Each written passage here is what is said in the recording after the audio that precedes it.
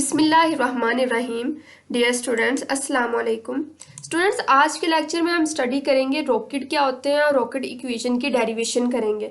Rockets क्या होते हैं? रॉकेट्स के थ्रू हम सैटेलाइट्स प्रोवाइड करते हैं स्पेस के अंदर और उसके थ्रू हम डिफरेंट टाइप्स ऑफ वर्क को परफॉर्म करते हैं, जैसे कि हम अपने सेल फोन के ऊपर जो भी डाटा हमें चाहिए होता है, रिक्वायर्ड होता है, उसको ओपन करने के लिए जो भी सिग्नल एक जगह से दूसरी जगह ट्रांसमिट होते हैं वो रॉकेट या सैटेलाइट्स के थ्रू किए जाते हैं। इसके अलावा टेलीविजन के ऊपर जो डिफरेंट चैनल ट्यून करते हैं, चैनल्स देखते हैं, वो भी सैटेलाइट्स के थ्रू हम उनको ट्यून करते हैं। इसके अलावा जो है वेदर फोरकास्टिंग में सूरज के बारे में इंफॉर्मेशन, बारिश के बारे में इंफॉर्मेशन सैटेलाइट्स के थ्रू होती है, कलेक्ट की जाती है। रॉकेट्स के थ्रू सैटेलाइट्स को स्पेस में सेंड किया जाता है। इसके अलावा जो है सोलर सिस्टम के बारे में जो भी इंफॉर्मेशन चाहिए होती है उनको, उसके लिए भी हम रॉकेट्स का इस्तेमाल करते हैं। तो नेक्स्ट हम इसकी डेरिवेशन के बारे में, इक्वेशन के बारे में स्टडी करने जा रहे हैं। तो नेक्स्ट स्टूडेंट्स देखिएगा रॉकेट्स क्या होते हैं। मैंने यहाँ पे इसकी इंफॉर्मेशन थोड़ी सी राइट की है। ये एक सेल्फ प्रोपेल्ड डिवाइस है। सेल्फ प्रोपेल्ड डिवाइस का मतलब होता है खुद ब खुद चलने वाली। प्रोपेल्ड का मतलब होता है जो चलना या उसकी मूवमेंट या मोशन, और सेल्फ का मतलब होता है खुद ब खुद। तो डिवाइस है ये हमारे पास दैट कैरीज, जो कि रखती है अपना own fuel. Its own fuel का मतलब होता है अपना फ्यूल रखना। फ्यूल मतलब वो जो उसके अंदर जो भी मटेरियल होता है, ऑक्सीजन टाइप और केमिकल एजेंट्स वगैरह, जो कि उसके ऑक्सीजन और केमिकल एजेंट्स को बर्न करने के लिए ऑक्सीजन यूज़ होती है। तो और इसके फ्यूल को बर्न करने के लिए यूज़ होती है, तो उसको हम कहते हैं रॉकेट। रॉकेट क्या है? अगेन सेल्फ प्रोपेल्ड डिवाइस है जो कि अपना फ्यूल रखती है, ऑक्सीजन रखती है, और दूसरे जो केमिकल एजेंट्स चाहिए होते हैं वो रखती है। इसको हम रॉकेट कहते हैं। Rocket can operate in space. जो रॉकेट है वो स्पेस के अंदर चलते हैं। ऑपरेट का मतलब होता है वर्क करना। कैन कर सकते हैं because they carry their own oxygen for burning their fuel. तो वो अपना, क्योंकि वो अपना खुद का ऑक्सीजन रखते हैं अपने फ्यूल को बर्न करने के लिए, जलाने के लिए, तो इसलिए वो स्पेस के अंदर, क्योंकि खला में कहते हैं ना कि ऑक्सीजन नहीं होती है, तो उस वजह से यहाँ पे क्योंकि ये अपनी ऑक्सीजन खुद रखते हैं तो इसलिए ये स्पेस के अंदर खला में भी वर्क कर सकते हैं, ऑपरेट करते हैं। इसके अलावा rockets are presently the only vehicle that can launch into space and move around in space. जो हमारे पास प्रेजेंट ईरा चल रहा है इसके अंदर रॉकेट्स वो एक वन एंड ओनली हमारे पास व्हीकल है। व्हीकल का मतलब होता है आला, जो कि लॉन्च किया गया है। लॉन्च का मतलब होता है जिसका इनकाद होना या यूज़ किया जाता है स्पेस के अंदर, और स्पेस के अंदर भी और राउंड अबाउट स्पेस में हर तरह की इंफॉर्मेशन कलेक्ट करने के लिए। नेक्स्ट स्टूडेंट, प्रिंसिपल क्या होता है, किस प्रिंसिपल पे रॉकेट वर्क करता है? तो इसका प्रिंसिपल देखिएगा। Most of rockets move by burning their fuel and expelling the hot exhaust gases. जो ज़्यादातर रॉकेट्स हैं हमारे पास वो चलते हैं, मूव करते हैं कैसे? जब वो अपने फ्यूल को जो कि कैरी किया होता है उन्होंने, उसको बर्न करते हैं, उसको जलाते हैं और एक्सपेल करते हैं। एक्सपेल का मतलब होता है निकालना। किसको? हॉट एग्जॉस्ट गैसेस को, जो कि गर्म और जली हुई गैसेस होती हैं, उनको निकालते हुए। यानी आपने देखा होगा, अभी नेक्स्ट मैंने पिक्चर्स भी शो की हुई हैं, तो आप जानते हैं कि रॉकेट जो है वो अपवर्ड मूव करता हुआ मोस्टली आप देखते हैं, तो उसके जो डाउनवर्ड होता है उसका बॉटम, उसमें से रेड और येलो लाइट्स निकल रही होती है। वो बेसिकली गैसेस ही होती हैं जो एक्सपेल हो रही होती हैं, जो कि उसका फ्यूल बर्न होने के बाद निकल रही होती हैं। नेक्स्ट है the force of these hot gases shooting out in one direction. ये जो फोर्स होती है इन हॉट गैसेस के शूट होने से, बाहर निकलने से, वो एक डायरेक्शन में होती है, जिसकी वजह से जो रॉकेट है वो दूसरी डायरेक्शन में मूव करता है। इस लाइन का मतलब ये है कि जिस डायरेक्शन को जो जली हुई गैसेज निकल रही होती हैं उसके ओपोजिट डायरेक्शन में रॉकेट जो है वो मूव करता है। फॉर एग्जांपल, अगर गैसेज डाउनवर्ड निकल रही है तो जो रॉकेट है वो अपवर्ड मूव करेगा। अगर गैसेज जो है वो लेफ्ट निकल रही है तो रॉकेट जो है वो राइट मूव करेगा। नेक्स्ट है this force is equal to rate of change in momentum according to Newton second law of motion. Newton के सेकेंड लॉ के इक्वल जो rate of change of momentum होता है वो इक्वल होता है फोर्स के, यानी कि F is equal to dp over dt होता है, where p represents the linear momentum and dt represents the change in time. तो rate of change of momentum is equal to force होता है, यानी न्यूटन सेकेंड लॉ इसके ऊपर apply होता है। ये भी इसका प्रिंसिपल है। आप इसका प्रिंसिपल, इसका रॉकेट का प्रिंसिपल कह सकते हैं, यानी Newton second law of motion को। And the second one is it acts on rocket in upward direction called thrust on rocket. ये जो हमारे पास मोमेंटम होता है ये इसके ऊपर एक्ट करता है अपवर्ड डायरेक्शन में, और इसको थ्रस्ट यानी झटका, थ्रस्ट का मतलब है झटका, रॉकेट के ऊपर झटका भी इसको कहते हैं। यानी न्यूटन सेकंड लॉ और थर्ड लॉ दोनों ही एप्लीकेबल होते हैं रॉकेट के ऊपर। थर्ड लॉ में भी हमारे पास होता है कि every action has a reaction. तो गैसें जो है वो एक्शनकारी होती हैं, उसके रिएक्शन में जो है रॉकेट मूव करता है अपवर्ड डायरेक्शन में। As we also know that action and reaction both are in equal in magnitude but opposite in direction. अब वो मैग्नीट्यूड में तो सेम हो सकते हैं, यानी जो एक्शन फोर्स है वो और रिएक्शन फोर्सेस मैग्नीट्यूड में सेम हो सकती हैं, बट उनकी डायरेक्शन हमेशा ऑपोजिट होती है according to Newton third law. तो सेकंड और थर्ड लॉ इसका प्रिंसिपल कहलाते हैं रॉकेट का। नेक्स्ट स्टूडेंट्स, हमारे पास रॉकेट इक्वेशन की डेरिवेशन के लिए मैंने कुछ और डाटा यहाँ पे प्रोवाइड किया हुआ, लिखा हुआ है। The rocket equation is use to determine the velocity of rocket at any time after firing it from its launching pad. Launching pad कौन सा होता है? जहाँ पे अभी उसको हमने खला में नहीं भेजा होता, जहाँ पे वो अभी मूव नहीं कर रहा होता, अपनी रेस्ट में पड़ा होता है।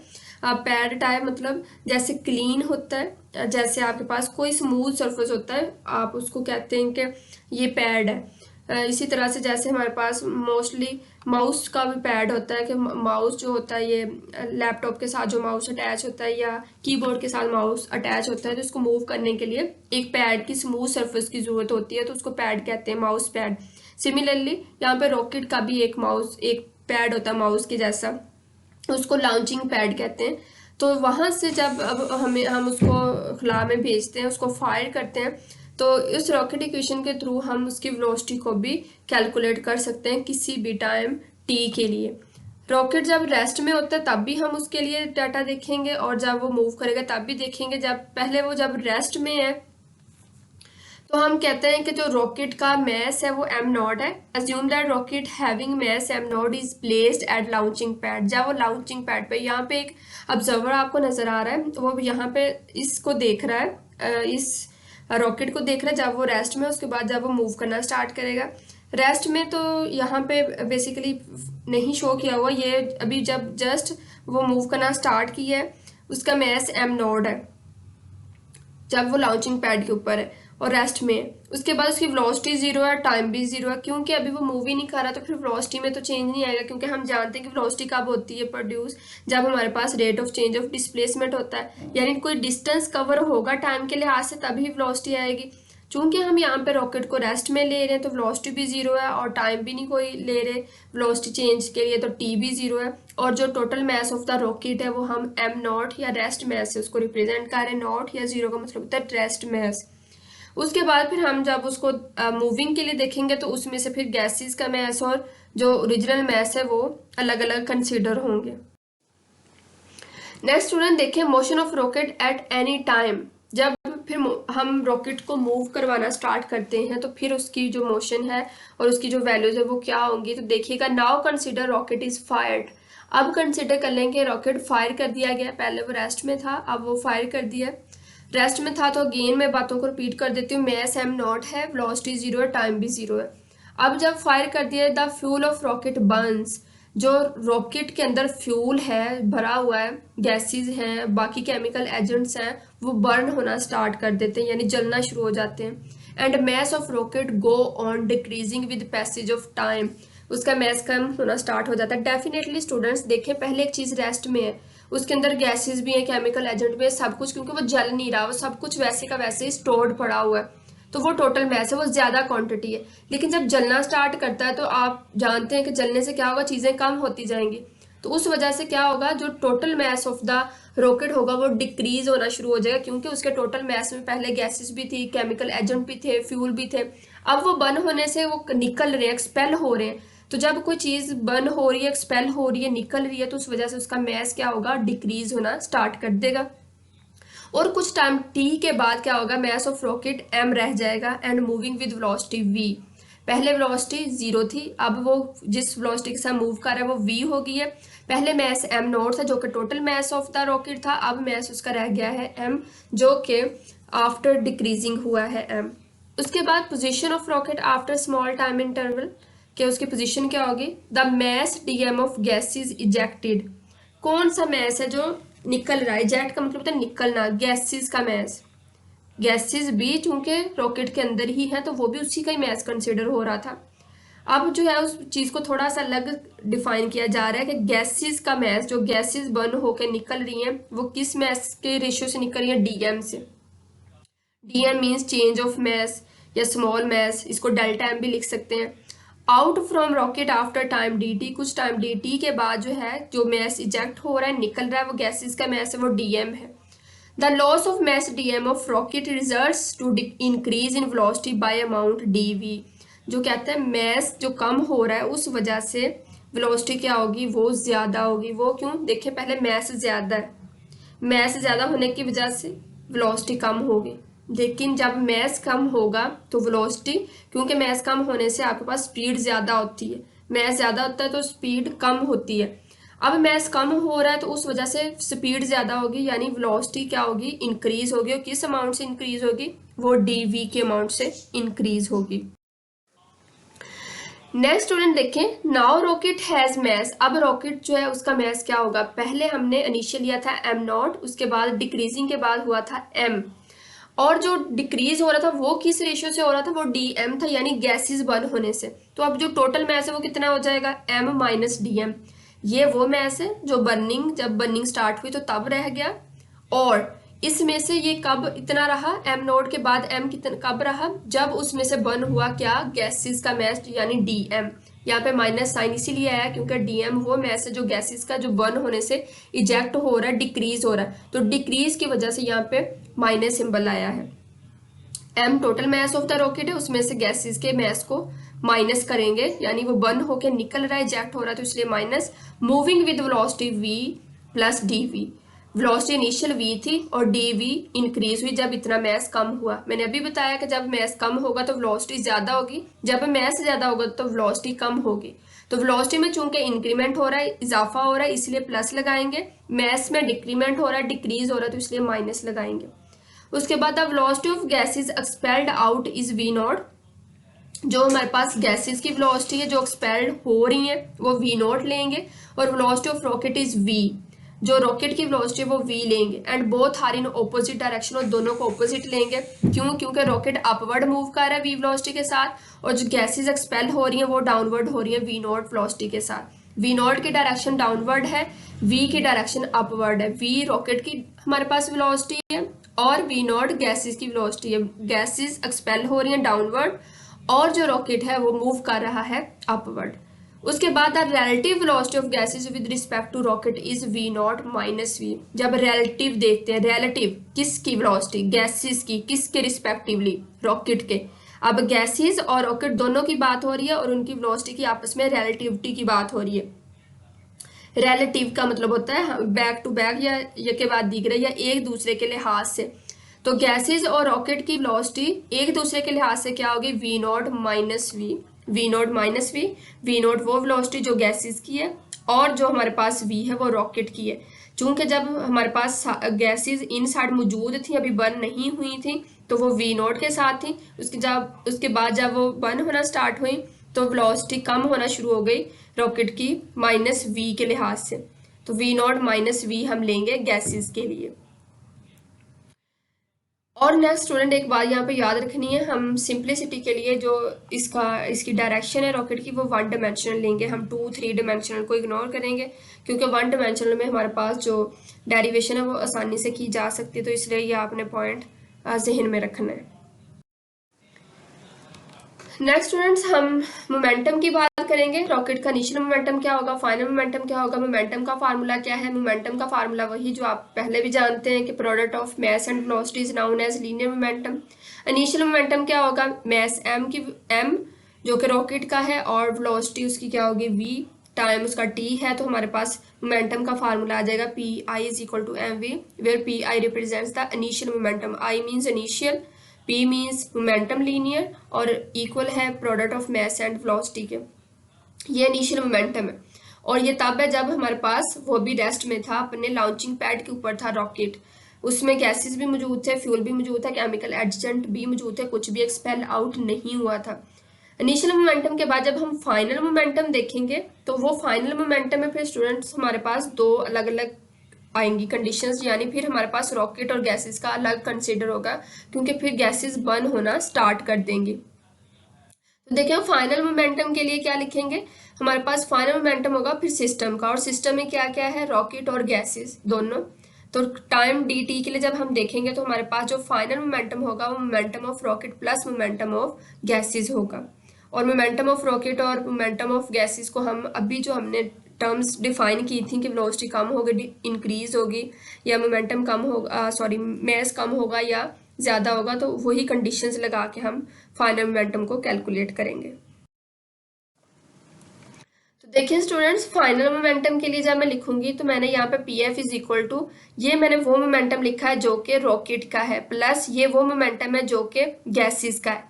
गैसेस का मैंने बाद में लिखा है, पहले टर्म में मैंने मोमेंटम लिखा है किसका, रॉकेट का। अब देखें यहाँ पे M, total mass of the rocket, जब वो बर्निंग स्टार्ट हुई थी गैसेस की, उसने मूव करना स्टार्ट किया था रॉकेट ने, आफ्टर हम फाइनल मोमेंटम देख रहे हैं ना, आफ्टर मूविंग, तो हमारे पास एम था, उसमें से जो निकल रहा था, जो माइनस हो रहा था वो गैसेस वाला था डी एम। तो ये हमने प्रोडक्ट में मास लिख लिया, साथ में हमने वेलोसिटी लिखनी है, product of mass and velocity is known as momentum. तो हमारे पास टोटल मास ये एम, उसमें से जो बर्न हुआ डी एम, और वेलोसिटी पहले v थी और जो इंक्रीज हुई वो डी वी। तो ये मेरे पास हो जाएगा, ये वाली जो फर्स्ट ब्रैकेट है ये हो जाएगी मोमेंटम ऑफ द रॉकेट, फिर प्लस उसके बाद मोमेंटम ऑफ द गैसेस। अब गैसेस में भी पहले मास की प्रोडक्ट फिर वेलोसिटी की, तो मास की माइनस डी एम आ जाएगा, क्योंकि माइनस डी एम के रिस्पेक्टिवली गैसेस बर्न आउट हो रही हैं। और वेलोसिटी में क्या डिक्रीज आया वो मैंने अभी बताया है कि पहले गैसेस की वेलोसिटी वी नॉट थी, उसके बाद फिर उसमें से माइनस कर देंगे रॉकेट की वेलोसिटी को, तो वो हमारे पास गैसेस की वेलोसिटी हो जाएगी। और ये जो सेकंड ब्रैकेट वाला पूरा एक्सप्रेशन है ये आपके पास कहलाएगा momentum of gases, momentum of gases. Next students देखिएगा, ये जो माइनस है जस्ट मैंने इसको यहाँ पे बाहर लिख लिया, बाकी इक्वेशन को एज इट इज लिख लिया है। माइनस को बाहर लिखने से यहाँ पे माइनस आ जाएगा, बाकी टर्म एज इट इज आ जाएगी। उसके बाद where momentum of rocket and momentum of gases is in opposite direction, इस इक्वेशन से भी पता चल रहा है। ये हमारे पास फर्स्ट ब्रैकेट प्लस में और सेकंड माइनस में, तो इससे पता चल रहा है कि जो हमारे पास मोमेंटम ऑफ रॉकेट है और मोमेंटम ऑफ गैसेस वो एक दूसरे के ऑपोजिट डायरेक्शन में, एक प्लस में वैल्यू है और एक माइनस में, यानी एक पॉजिटिव एक नेगेटिव। उसके बाद rate of change in momentum क्या होगा, rate of change in momentum का मतलब होता है आपने जो फाइनल लिया है और जो इनिशियल लिया दोनों को माइनस कर देंगे। फाइनल में से जब इनिशियल को माइनस करके टाइम पे डिवाइड करते हैं तो वो हमारे पास rate of change of momentum कहलाता है, और वो इक्वल होता है अप्लाइड फोर्स के, according to Newton second law भी मैंने पहले भी बताया है। यहाँ पे लाके वैल्यूज को पुट कर देंगे P F minus P I, P F में तो ये वाली वैल्यू ही आ जाएगी, और पी आई की अभी मैंने पीछे बताई है एम वी, वो यहाँ पे लाके पुट कर देंगे, डी टी वैसे ही लिख लेंगे। तो देखें जब मैंने वैल्यूज पुट की, ये मेरे पास पूरी फर्स्ट वाली पूरी वैल्यू ये है मेरे पास पी एफ की वैल्यू यहाँ से, और माइनस ये वाला, और पी आई मेरे पास इनिशियल मोमेंटम एम वी की वैल्यू है, डी टी भी वैसे ही आ जाएगा। अब स्टूडेंट्स इन टर्म्स को मल्टीप्लाई कर लें, m को v के साथ, m को dv के साथ, फिर माइनस v dm, फिर plus minus minus dm dv। इनको जब आप मल्टीप्लाई कर लेंगे तो आप मल्टीप्लाई करने के बाद देखिएगा मैंने यहाँ पे इनको ज़रा दोबारा लिख लिया, m minus D M V plus D V minus, इनको दोबारा से लिखने के बाद मैं इनको मल्टीप्लाई करूँगी, मेरे पास ये टर्म आ जाएगी। देखिए जब मैंने मल्टीप्लाई किया है तो m को v के साथ मल्टीप्लाई करेंगे, फिर m को dv के साथ मल्टीप्लाई करेंगे, फिर v dm आ जाएगा, फिर माइनस dm dv आ जाएगा ये वाला। उसके बाद जब इसको मल्टीप्लाई करेंगे तो यहाँ से माइनस आएगा आपके पास और v नॉट dm आएगा, फिर माइनस और माइनस प्लस आएगा, फिर v dm आएगा और माइनस mv, ये वैसे के वैसे ही आ जाएगा। इनको नेक्स्ट हम कुछ टर्म्स जो है वो कैंसिल आउट हो रही है, इनको भी कैंसिल आउट कर लेते हैं। तो देखिए स्टूडेंट्स जो टर्म्स हमारे पास यहाँ पे कैंसिल आउट होंगी उसमें उनको मैं यहाँ पे मेंशन कर देती हूँ, जस्ट 1 सेकेंड में यहाँ से पेन ले लेती हूँ। जो मेरे पास यहाँ पे कैंसिल आउट हो रही है वो एक तो ये VDM है और एक यहाँ पे VDM है, वो प्लस में था ये माइनस में। इसके अलावा एक ये माइनस MV है, ये कैंसिल आउट होगा, और एक ये फर्स्ट वाला प्लस MV है, ये कैंसिल आउट होगा। ये कैंसिल आउट होने के बाद बाकी हमारे पास जो है टर्म्स बच रही हैं, 1 2 3 टर्म्स बच रही हैं। इसमें भी जो DM DV है वो स्मॉल क्वांटिटी होने की वजह से निगलेक्ट कर देंगे। यहाँ पे मैंने रेड में हाईलाइट किया हुआ है कि DM DV यानी ये वाली टर्म ये स्मॉल है, क्योंकि दोनों ही चेंज है ना, small change in mass and small change in velocity. तो स्मॉल होने की वजह से इसको हम निगलेक्ट कर देंगे। जो बाकी टर्म बचेगी वो MDV minus V0 over DT आ जाएगा। यानी आपके पास उस पूरे रिजल्ट में से सिर्फ ये वाला फैक्टर बच जाएगा। इसको बाद में आपने जो है थोड़ा सा रीअरेंज कर लेना है। यहाँ पे मैंने MDV को DT के साथ अलग कर लिया है, फिर माइनस V0 ओवर DT को अलग करके इसको इक्वेशन नंबर 1 कह दिया।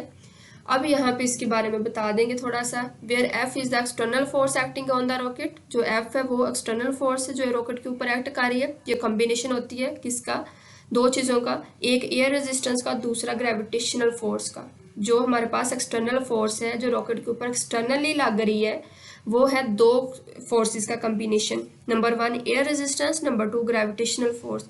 अगर हम एक्सटर्नल फोर्स में ग्रेविटेशनल फोर्स को कंसीडर कर लेते हैं और एयर रेजिस्टेंस को इग्नोर कर देते हैं कि हम कहते हैं कि एयर रेजिस्टेंस फॉर एग्जांपल बहुत स्मॉल है, उसको इग्नोर कर लेते हैं, निगलेक्ट कर लेते हैं, तो फिर जो एक्सटर्नल फोर्स एक्ट करेगी वो सिर्फ ग्रेविटेशनल फोर्स होगी।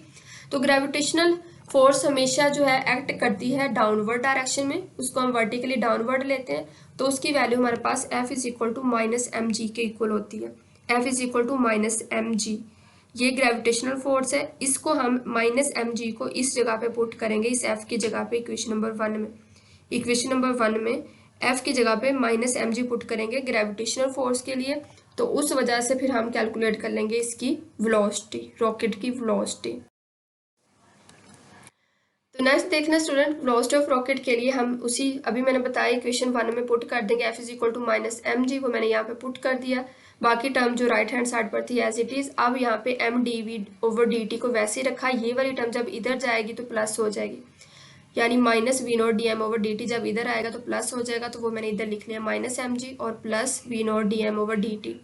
उसके बाद ये वाली टर्म फिर से एज इट इज, ये वाली term as it is, V0 as it is लिखा, DM ओवर DT को मैंने रिप्लेस कर दिया है अल्फा के साथ। DM ओवर DT को रिप्लेस करके अल्फा के साथ इक्वेशन 2 कह दिया। अल्फा से क्यों रिप्लेस किया इसको भी डिफाइन कर देते हैं। Where alpha is equal to DM over DT is called rate at which gases are expelled out from rocket. ये जो अल्फा ये वो रेट है जिसमें गैसेज जो है वो रॉकेट में से एक्सपेल हो रही हैं, निकल रही हैं, खारिज हो रही हैं। DM गैसेस का मैस था और DT वो रेट ऑफ टाइम है। तो हम इसको क्या कह रहे हैं, ये हमारे पास वो रेट है जिसमें गैसेस एक्सपेल आउट हो रही हैं।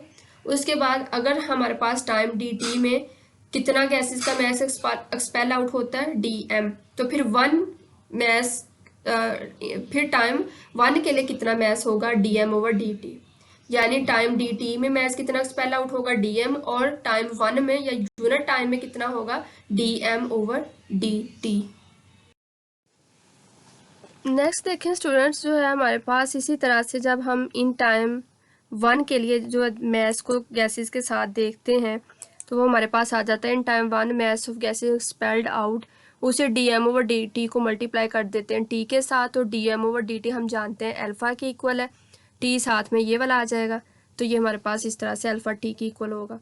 उसके बाद जब हम दोबारा से स्टार्टिंग की कंडीशन लेते हैं तो हम जानते हैं कि हमारे पास रॉकेट जब अभी उसकी गैसेस बर्न आउट नहीं हुई थी, जब वो रेस्ट में था, मूव नहीं कर रहा था, तो टोटल मैस m0 था और जो उसका टाइम था वो 0 था। उसके बाद after burning, after launching from its launching pad, उसकी जो हमारे पास मैस हुआ वो m हो गया था और टाइम फिर हमने t कंसिडर किया था। तो उसके लिए जब हम कंडीशन राइट करेंगे वो m is equal to m0 minus alpha t लेंगे, यानी फाइनल मैस कितना m और इनिशियल मैस कितना था m0 में से जब हम माइनस करेंगे वो रेट जिसमें बर्निंग हुई है वो माइनस अल्फा t हो जाएगा। और ये इक्वेशन थोड़ी रिजेंबल करती है हमारे पास फर्स्ट इक्वेशन ऑफ मोशन के साथ भी, जो आप जानते हैं कि आपके पास होता है वेलोसिटी, जो इसको आप लेते हैं VF के साथ, यानी V फाइनल वेलोसिटी उसके बाद इक्वल ये होती है हमारे पास इनिशियल वेलोसिटी के, और प्लस होता है उसमें v इनिशियल, और यहाँ पे vi लिखेंगे इनिशियल के लिए, और ये प्लस होता है यहाँ पे एक्सेलरेशन और टाइम का प्रोडक्ट, a लिखते हैं आप यहाँ पे, और साथ में आप लिखते हैं t, इस तरह से। तो ये फर्स्ट इक्वेशन ऑफ मोशन के साथ भी थोड़ी सी रिजेंबल करती है। यहाँ पे ये हमारे पास m टोटल मास को रिप्रेजेंट कर रहा है और m नॉट इनिशियल को, और उसमें से जो फैक्टर बर्न हुआ है वो अल्फा t के रिस्पेक्टिवली हुआ है। उसके बाद जो है हम इसी इक्वेशन को डिफरेंशिएट जब कर लेते हैं विद रिस्पेक्ट टू टाइम, तो यहाँ पे dm/dt आ जाएगा, m नॉट यहाँ पे 0 हो जाएगा, क्योंकि वो हमारे पास यहाँ पे कांस्टेंट फैक्टर है। कांस्टेंट फैक्टर का टाइम के लिहाज से जो चेंज होता है वो क्या होता है, 0 होता है। टाइम के लिहाज से चेंज 0 आ जाएगा। उसके बाद अल्फ़ा बी कांस्टेंट है, बट वो प्रोडक्ट उसकी प्रोडक्ट है टी के साथ, तो टाइम के रिस्पेक्टिवली हम उसका डेरिवेटिव ले रहे हैं, इसलिए अल्फ़ा को साइड पे लिख लेंगे, तो d/dt आ जाएगा, वो इक्वल होता है 1 के। यहाँ से आपके पास जो है dm/dt और माइनस अल्फ़ा रह जाएगा। इस माइनस को इस साइड पे मूव कर लें तो ये आपके पास alpha is equal to minus dm/dt आ जाएगा। इसको इक्वेशन नंबर 3 कह देंगे, और यहाँ पे मेंशन भी कर देंगे this is rate at which gases are expelled out from rocket. ये वो रेट है जिसके रिस्पेक्टिवली गैसेज जो है रॉकेट में से बर्न हो रही हैं, खारिज हो रही हैं, निकल रही हैं, एक्सपेल हो रही हैं। और नेगेटिव साइन किसको रिप्रेजेंट कर रहा है, नेगेटिव साइन का मतलब है मैस जो है वो डिक्रीज हो रहा है with passage of time. Time के गुजरने के साथ साथ मैस में क्या हो रहा है, डिक्रीमेंट हो रहा है, डिक्रीज हो रहा है, या मैस कम हो रहा है। नेगेटिव साइन इस चीज़ को रिप्रेजेंट कर रहा है यहाँ पे। नेक्स्ट देखेंगे स्टूडेंट, हम इक्वेशन 3 को इक्वेशन नंबर 2 में पुट कर देंगे। इक्वेशन नंबर 2 अभी जो अल्फा हमने लिया है, alpha is equal to minus dm/dt, और इक्वेशन 3 आपके पास ये थी, इसको मैंने कॉल कर लिया। तो इक्वेशन 3 में आप इक्वेशन 2 को पुट करेंगे, तो यहाँ पे मैंने अल्फा की जगह पे dm/dt पुट कर दिया। यहाँ पे अल्फा था, उसकी जगह पे dm/dt पुट कर दिया है, तो ये हमारे पास कहलाएगा v not dm/dt is called thrust on rocket. This factor v not dm/dt is called thrust on rocket. उसके बाद इसी इक्वेशन को, ये जो आपको नज़र आ रही है, इसी इक्वेशन को आप मल्टीप्लाई करेंगे दोनों साइड पर dt के साथ। जब इधर dt मल्टीप्लाई होगा तो ये dt कैंसिल, इधर होगा तो इधर dt आ जाएगा, इधर मल्टीप्लाई होगा तो dt कैंसिल। इस इक्वेशन को जब मल्टीप्लाई करेंगे dt के साथ तो आपके पास ये आ जाएगी। इस इक्वेशन से ये इक्वेशन आ जाएगी mdv minus mg/dt minus v not dm। उसके बाद आप इस इक्वेशन को डिवाइड कर देंगे आप m के साथ, इस इक्वेशन को m के साथ डिवाइड कर देंगे, ये m ख़त्म, ये m ख़त्म, और इसकी डिवीजन में m आ जाएगा। तो देखें dv minus g/dt minus v not dm/dt। अब इस इक्वेशन को आपने इंटीग्रेट कर लेना है दोनों साइड पे। इसको आपने वेलोसिटी के रिस्पेक्टिवली कर लेना है, इसको टाइम के रिस्पेक्टिवली, इसको मैस के रिस्पेक्टिवली। फर्स्ट फैक्टर वेलोसिटी के रिस्पेक्टिवली इंटीग्रेट होगा, सेकंड फैक्टर टाइम के रिस्पेक्टिवली होगा, और थर्ड फैक्टर मैस के रिस्पेक्टिवली इंटीग्रेट कर लेंगे। तो देखिए स्टूडेंट, जब दोनों साइड पे मैंने इंटीग्रेट किया है तो वेलोसिटी को 0 टू v, इनिशियल वेलोसिटी 0 थी, फाइनल v, सिमिलरली टाइम 0 था, फिर t, initial mass m naught था, और फाइनल m। तो हमने इनको इंटीग्रेट कर लिया। इंटीग्रेट करके बाद में हम इसको जब सॉल्व करेंगे इनिशियल कंडीशंस लगाते हुए, वो इनिशियल कंडीशन मैंने बता दी है, जो यहाँ पे भी मैंने बताई है कि इनिशियल 0 थी और फाइनल फिर आपके पास उसके रिस्पेक्टिवली चेंज हो गई।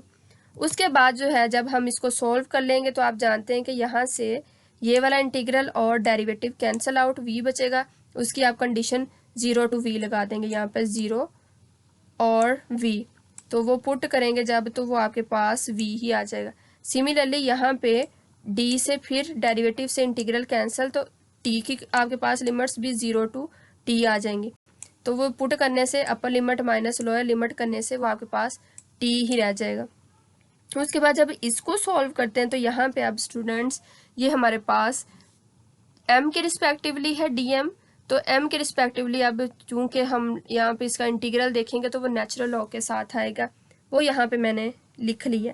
ये देखें v वैसे ही आ जाएगा, उसके बाद माइनस g/t आ जाएगा, मैं इसको यहाँ पे मेंशन करती हूँ, यहाँ से v आ जाएगा माइनस g और यहाँ से t आ जाएगा पुट करने के बाद माइनस g/t। उसके बाद फिर माइनस v नॉट वैसे ही आ जाएगा, और इसको जब सॉल्व करेंगे तो ये नेचुरल लॉग ऑफ m आएगा और इसकी लिमिट्स m नॉट से m आएंगी। लिमिट्स आएंगी एम नॉट से एम, वो यहाँ पे मेंशन करेंगे। एम नॉट यहाँ पे लिखेंगे लोअर लिमिट में, और एम इधर ऊपर लिखेंगे अपर लिमिट में यहाँ पे। तो इनको फिर जब पुट करेंगे upper limit minus lower limit करते हुए, तो वो आपको नज़र आ रहा है, आपने पुट कर लेना है। माइनस जी टी वैसे ही आ जाएगा, माइनस वी नॉट वैसे, नेचुरल लॉग एम की जगह पे अपर लिमिट एम, फिर minus natural log of lower limit am not, put कर लिया। उसके बाद आप जानते हैं कि नेचुरल लॉग में अगर यहाँ पे माइनस हो तो इसको हम डिवीजन में लिखते हैं, बटे में लिख सकते हैं, डिवीजन फैक्टर में लिख सकते हैं। अगर यहाँ पे प्लस हो तो फिर हम प्रोडक्ट में लिखते हैं। तो जब मैंने इसको लिखा वी वैसे ही, माइनस जी टी वैसे ही, माइनस वी नॉट वैसे ही, तो ये जो है प्रॉपर्टी के अकॉर्डिंगली जो नेचुरल लॉ की प्रॉपर्टी होती है, अगर माइनस हो तो उसको हम डिवीजन में लिखते हैं इस तरह से, एम ओवर एम नॉट। तो यही जो है हमारे पास इक्वेशन ऑफ रॉकेट कहलाती है। तो स्टूडेंट्स यही हमारे पास इक्वेशन ऑफ रॉकेट कहलाती है। इससे हम जो वेलोसिटी है वो कैलकुलेट करते हैं। ये हमारे पास वेलोसिटी की इक्वेशन भी है रॉकेट के लिए, और इसको हम रॉकेट इक्वेशन भी कहते हैं। इससे फिर हम बाद में मैथ भी कैलकुलेट कर सकते हैं। तो जब मैथ ऑफ रॉकेट कैलकुलेट करेंगे तो ये अभी जो मैंने इक्वेशन ऑफ रॉकेट कैलकुलेट की है, ड्राइव की है, उसको दोबारा से मैंने राइट कर लिया है। देखें, the mass of rocket at any time T if gravity is neglected. अगर हम इस ग्रेविटी वाले फैक्टर को नेग्लेक्ट कर दें, जो जी टी आपको नजर आ रहा है यहाँ पे, जी ग्रेविटी को रिप्रेजेंट कर रहा है ना, अगर इस वाले फैक्टर को हम इक्वल टू 0 मान लें, इसको निगलेक्ट कर दें, तो हमारे पास जो बाकी इक्वेशन बचेगी वो क्या होगी, v is equal to minus V naught natural log of m over m naught. अब देखें यहाँ पे स्टूडेंट्स, मैंने क्या किया है, मैंने natural log m over m naught को वैसे लिखा है। ये जो माइनस वी नॉट था इसको इस साइड पे मूव कर ले तो ये v ओवर वी नॉट हो जाएगा, क्योंकि वी नॉट इधर मल्टीप्लाई हो रहा है, इधर आएगा तो डिवाइड होगा, माइनस भी इधर मूव कर लिए, तो ये टर्म मैंने इधर राइट किया, minus we over we naught, और natural log m over m naught को वैसे ही रखा है। उसके बाद नेचुरल लॉग हमने ख़त्म करना हो तो हम क्या करते हैं, हम दोनों साइड पे एंटी लॉग ले लेते हैं। एंटी लॉग इस तरह से हम दोनों साइड पे लिखते हैं कि taking anti log on both sides. जब दोनों साइड पे एंटी लॉग लेंगे तो ये नेचुरल लॉग और ई तो कैंसिल आउट हो जाएगा, और जो राइट हैंड साइड पे फैक्टर है वो सारे का सारा ई की पार में आ जाएगा। देखिए एम ओवर एम नॉट आ जाएगा, ये पूरा फैक्टर ई की पार में आ गया, ई पर raise to minus we over we naught. उसके बाद ये एम नॉट इधर डिवाइड हो रहा है, उधर लेके जाएंगे तो मल्टीप्लाई हो जाएगा, तो इसको हम M equal M naught E पर raise to minus we over we naught कहेंगे। और ये इक्वेशन हमारे पास मैस ऑफ रॉकेट कहलाता है। इस इक्वेशन को क्या कहते हैं, mass of rocket at any time T. तो स्टूडेंट्स ये था लेक्चर पूरा जो हमारे पास रॉकेट इक्वेशन का था, थोड़ा लेंथी हो गया, अब सारा करना ज़रूरी था, पार्ट्स में नहीं कर सकते थे, तो इसलिए मुझे सारा ही करवाना था, इसलिए काफ़ी लंबा हो गया। फिर भी अगर कहीं से आपको नहीं समझ आई हो तो मेरे से पूछ लीजिएगा, और आई थिंक मैंने सारा अच्छे से एक्सप्लेन कर दिया है। ओके फिर, थैंक यू एंड अल्लाह हाफिज़।